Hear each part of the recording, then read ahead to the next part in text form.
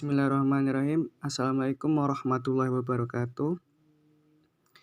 Kami dari kelompok 2 yang beranggotakan saya atas nama Gair Ramadan, dan kemudian ada Mbak Hasna Raisa, lalu ada Mbak Dinda Fabila, akan mempresentasikan mata kuliah ilmu sosial dasar yang berjudul Individu dan Masyarakat dalam Kajian Islam. Baik, langsung saja masuk dalam pembahasannya.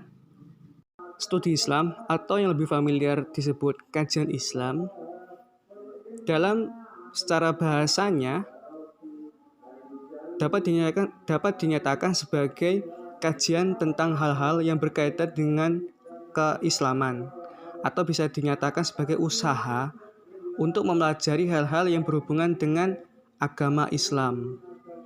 Nah, dari makna kebahasan semacam ini masih bersifat sangat umum. Oleh karena itu, penting dilakukan pemaknaan secara terminologi atau istilah mengenai studi Islam atau kajian Islam itu sendiri. Nah, untuk secara istilahnya,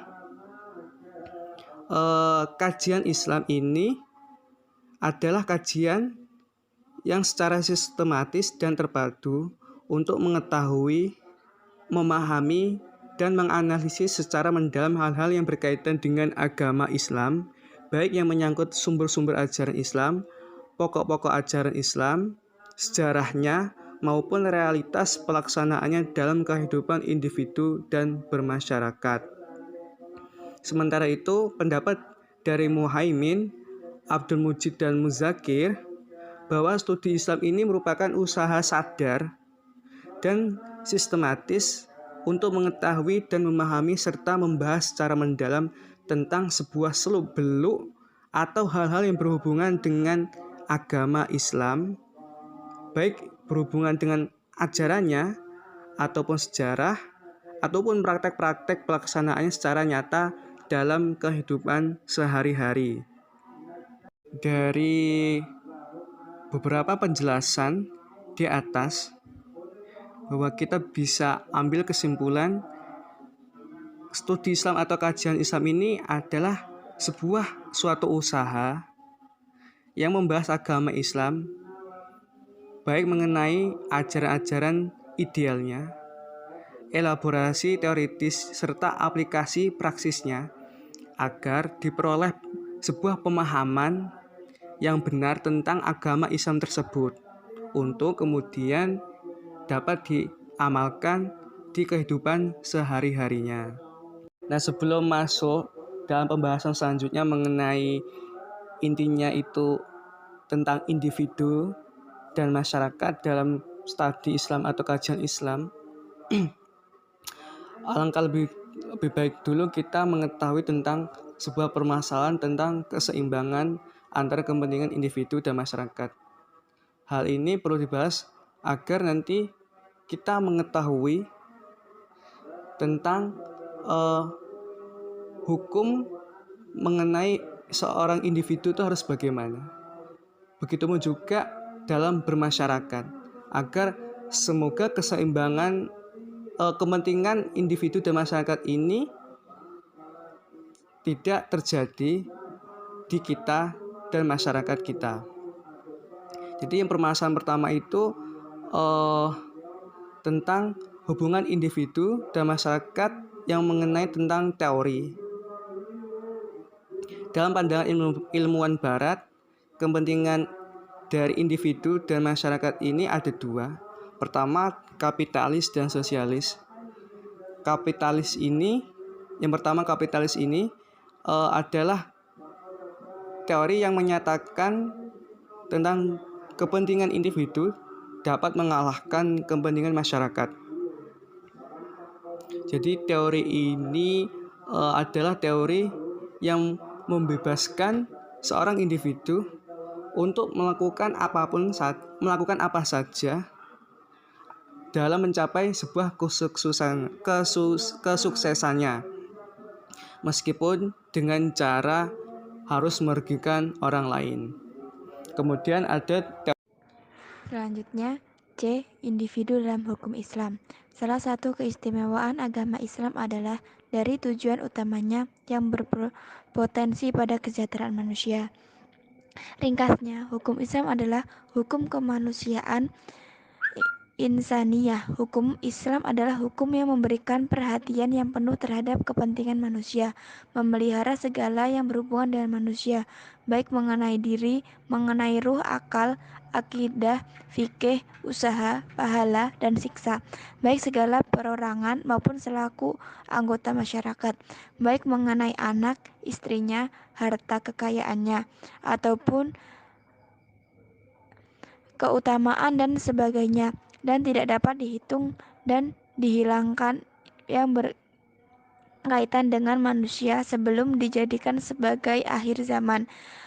Manusia yang menjadi sumber bagi segala hukum Al-Quran, bahkan sunnah Rasul, ijma' dan qiyas, dan segala jalan mengambil hukum yang lain. Manusia yang menjadi objek satu-satunya hukum Islam. Hal-hal di atas juga membuktikan bahwa hukum Islam bersifat universal, syumul dan ta'mum, sangat memperhatikan manusia dari kecil hingga besar, sejak muda hingga tua, lelaki atau perempuan, budak maupun orang kaya. Hukum Islam memperhatikan kemuliaan manusia sebagai seorang yang beriman kepada Allah, menaati perintah-perintahnya. Agama tidak memberikan kita melecehkan kemuliaan manusia atau mengancamnya, bahkan menumpahkan darahnya. Jalan yang sudah ditetapkan hukum Islam dalam menghadapi orang-orang yang bertindak jahat haruslah diikuti dan tidak boleh dilanggar, karena penetapan tersebut tidak lain adalah untuk menjaga kemuliaan manusia itu sendiri. Maka untuk mencapai kemuliaan dan kemaslahatan, manusia harus patuh dan taat terhadap perintah-perintah Tuhannya. Hal yang dapat mengajak manusia untuk mentaati perintah-perintah dan undang-undang tersebut, akhlak-akhlak mempunyai pengaruh yang sangat besar dalam menentukan kemuliaan seseorang. Kedudukan akhlak dalam Islam sangatlah penting. Akhlak yang mulia mempunyai nilai yang tinggi di hadapan Allah dari pembalasan nanti.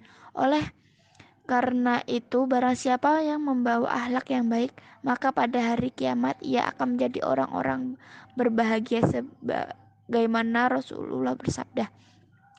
Tidak ada sesuatu yang diletakkan di mizan lebih berat dari akhlak yang baik. Orang yang berakhlak baik akan mempercepat derajat ahli puasa dan ahli sholat. Dari hadis di atas dapat kita pahami bahwa akhlak yang baik sejajar dengan puasa dan sholat. Padahal puasa dan sholat itu mempunyai kedudukan yang penting dalam Islam. Bahkan akhlak yang baik juga sejajar dengan ibadah yang lain, serta seperti qiyamul lail dan sebagainya. Dan banyak lagi ayat Al-Quran dan hadis yang menerangkan tentang kedudukan akhlak yang baik dalam Islam.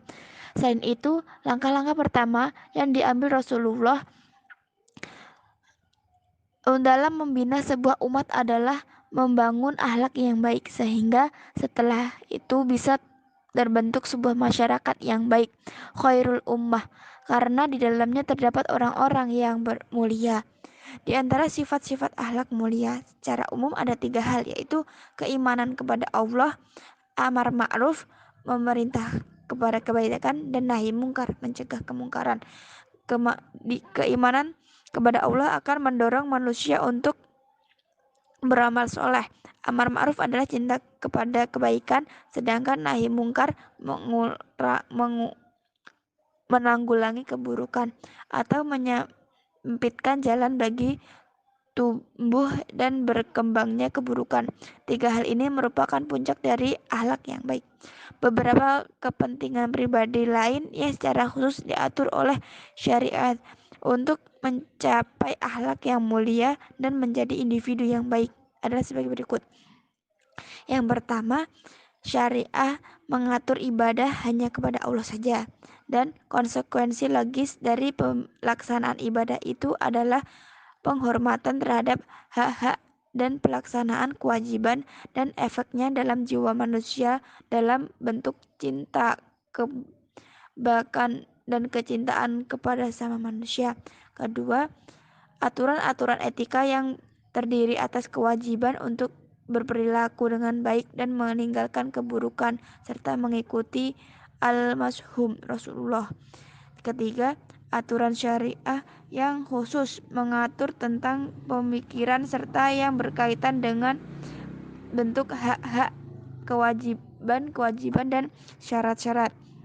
Keempat, aturan tentang solidaritas sosial yang dimulai dengan zakat yang diwajibkan Allah Subhanahu wa taala, termasuk juga sedekah dan menolong orang yang sedang membutuhkan atau sedang dalam kesulitan.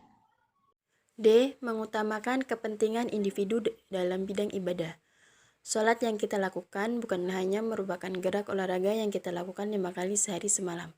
Tapi maksud sholat yang lebih esensial adalah untuk memperbarui kepercayaan dan keimanan kepada Allah dan menghidupkan prinsip-prinsip Islam, yaitu bersifat amanah, berlaku benar, menepati janji dan mengutamakan orang lain.